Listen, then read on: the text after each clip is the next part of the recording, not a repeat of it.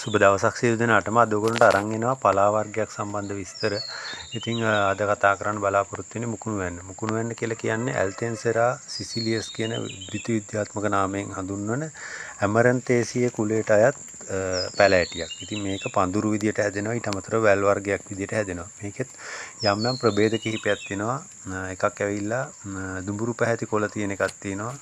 Orville හැඩයට තියෙන කොළ තියෙන මුකුණු වැන්න එකක් තියෙනවා. දිගු කොළ තියෙන මුකුණු වැන්න එකක් තියෙනවා. දිගු පටු කොළ තියෙන මුකුණු වැන්න එකක් තියෙනවා. ඉතින් මේකේ තියෙන වැදගත්කම තමයි විටමින් A අඩංගුයි, ඊට අමතරව යකඩ අඩංගු වෙනවා, කැල්සියම් අඩංගු වෙනවා.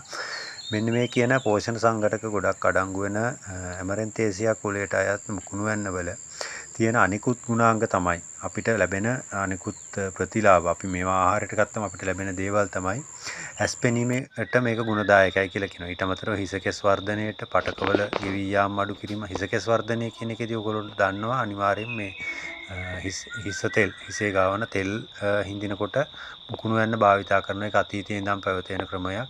මුකුණු වැන්න වල ඒ ගුණය තියෙනවා. ඊට අමතරව හිසකෙස් කළු කිරීම, ධාරණ ශක්තිය වැඩි කිරීම. ඉතින් ඔය පාඩම් කරන කුඩා දරුවන්ගේ ධාරණ ශක්තිය අඩු නම් ඒගොල්ලන්ට මේ මුකුණු වැන්න ලබා දීම ඉතාමත් වැදගත් වෙනවා. ප්‍රතිශක්තිකරණය වැඩි කරනවා. ඊට පස්සේ සමේග රෝග, සමේ ලප කැලල් තියෙනවා නම්, කුෂ්ඨ තියෙනවා නම් ඒවට මේක ඉතාමත් ගුණදායකයි. කිරි දෙන මව්වරුන්ගේට කිරි වර්ධනයට, ඊට අමතරව ඒගොල්ලෝගේ ශක්තිය වර්ධනය කරගන්න මේ මුකුණු වැන්න වැදගත් වෙනවා. සමේ රෝග වලට හොඳයි.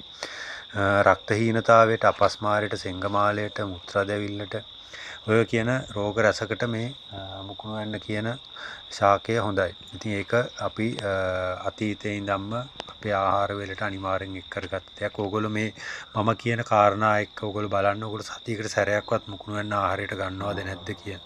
ඕගොල්ලෝගේ ඇඟේ තියෙන ශක්තිය ප්‍රතිශක්තිකරණය වැඩි කරගන්න, ඊට අමතරව අදාළ රෝග අඩු කරගන්න මුකුණු වැන්න කියන දේ අපිට ආහාරයට ගන්න පුළුවන්. මුකුණු වැන්න ආහාරයට ගන්න පුළුවන් ක්‍රම කිහිපයක් තියෙනවා. අපි මැල්ලුමක් විදියට හදා ගන්න පුළුවන්, සම්බෝලයක් විදියට හදා ගන්න පුළුවන්. ඊට අමතරව කැඳ විදියට හදලා අපිට ඒකත් ආහාරයට ගන්න පුළුවන්. ඊටත් අමතරව ඕගොල්ලන්ට මේක උදේට තේ එකක් විදියට තම්බලා බොන්නත් මුකුණු වැන්න භාවිතා කරනවා. ලපටි දාලු, ඊට අමතරව මෝරපු කොළ අරගෙන තම්බලා මේක අපිට බීමක් විදියට උදේට තේ එකක් බොන විදියට බොන්න පුළුවන්.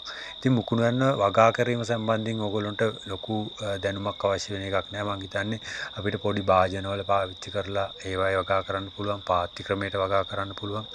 මුකුණු වැන්න වලට හැදෙන රෝග වර්ග, සුදු පුලි රෝගය සහ සුදු මලකඩ රෝගය කියන රෝග දෙක. මේ රෝග දෙකට අමතරව වෙනත් කිසිම ගැටලුවක් ඇති වෙන්නේ නැහැ. ඔයගොල්ලන්ට වගා කරන්න පුළුවන්. සාමාන්‍ය කාබනික පොහොර වලින් වගා කරත් ඔයගොල්ලන්ට දිනදා ආහාරයට ගන්න පුළුවන් විදිහට වගාවක් කරගෙන යන්න පුළුවන්. ඉතින් හැමෝටම කියනවා තමන්ගේ ගෙවත්තේ, තමන්ගේ වගා බිමේ, එහෙම නැත්නම් තමන්ගේ ගෙදර පොඩි ඉඩක් තියෙනවා නම් වගා කරන්න, වගා කරලා තමන්ගේ ආහාරයට ගන්න. ඒක ඔයගොල්ලන්ට ආර්ථික ශක්තියක් ලැබෙනවා. ඊට අමතරව මානසික තෘප්තියකුත් ලැබෙනවා. හොඳ ශරීර සෞඛ්‍යයක් පවත්වාගෙන යන්නත් වැදගත් වෙයි. හැමෝටම කියන මේ වීඩියෝ එක හරහා ඔයගොල්ලෝ යම් දෙයක් ඉගෙන ගත්තා නම් ලයික් එකක් දාන්න, ෂෙයා කරන්න, වීඩියෝ එක අනිත් අයට දැනගන්න. හැමෝටම සුබ දවසක් කියලා ප්‍රාර්ථනා කරනවා. තවත් වීඩියෝ එකකින් ඉදිරියට හම්බෙමු.